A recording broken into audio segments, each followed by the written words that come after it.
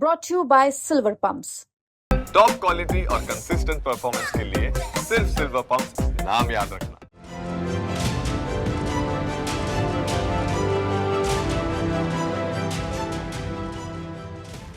हाथरस भगदड़ कांड में न्यायिक आयोग ने भोले बाबा उर्फ विश्व हरि साकार को क्लीन चिट दे दी है। इस फैसले के बाद भगदड़ में मारे गए लोगों के परिजन हैरान और निराश हैं। 2 जुलाई 2024 को हुए इस हादसे में एटा की रहने वाली चंद प्रभा की भी मौत हो गई थी। यूपी तक की टीम ने उनके परिजनों से एक्सक्लूसिव बातचीत की, जिनका कहना है कि उन्हें अब तक न्याय नहीं मिला। परिजनों ने सरकार से मांग की है कि बाबा के खिलाफ सख्त कार्रवाई होनी चाहिए, लेकिन इसके उलट उन्हें क्लीन चिट मिल गई। पीड़ित परिवारों का कहना है कि न्याय की उम्मीद अब खत्म होती दिख रही है। इस मुद्दे पर यूपी तक ने ग्राउंड जीरो पर जाकर पीड़ित परिजनों से एक्सक्लूसिव बातचीत की, उनसे बात की। आइए सुनते हैं क्या कुछ कहा।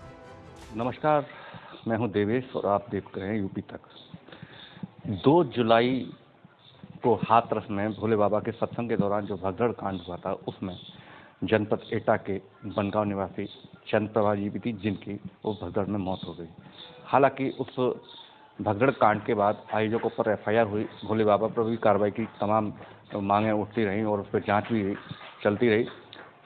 आज भोले बाबा को न्यायिक आयोग ने क्लीन चिट दे दी है और आज हम इस समय खड़े हुए हैं चंद प्रभा जी के घर। उनके छोटे बेटे हमारे साथ हैं। हम आज उनसे बात कर लेते हैं इसको लेकर के कि आखिर जो भोले बाबा जी को न्यायिक आयोग ने जो क्लीन चिट दी, उसको लेकर के आप उनके मन में क्या विचार है या क्या चल रहा है? नाम क्या है? सर, मेरा नाम सौरभ कुमार है। सौरभ, तमाम जो कांड हुआ था, भगदड़ कांड हुआ, तो आपकी माता जी एक्वायर कर गई थी, उसमें उसको लेकर के तमाम तरह की चीज़ें चली। आज जो है भोले बाबा को न्यायिक आयोग ने भी क्लीन चिट दे दी। अब क्या कहना चाहिए? अब न्यायिक जहाँ छूट दे रही है उनको, तो कार्रवाई तो होनी चाहिए। वैसे जो हो उसमें गुनहगार उनको सख्त से सख्त सज़ा मिलनी चाहिए। जो प्रशासन ने जो वहाँ जो जानकारियाँ मिली हैं, उस हिसाब से सख्त से सख्त कार्रवाई होनी चाहिए, चाहे भोले बाबा हों चाहे और कोई हो, उसमें अन्य दोषी हो। ऐसी घटनाएं भविष्य में ना हो, उसके लिए प्रशासन सख्त से सख्त कार्रवाई करती है। हालांकि इसको लेकर के सरकार ने मुआवजा भी दिया था, सांत्वना अभी दी थी, अपना संवेदना भी जताई थी जिन लोगों के साथ ये घटना हुई थी।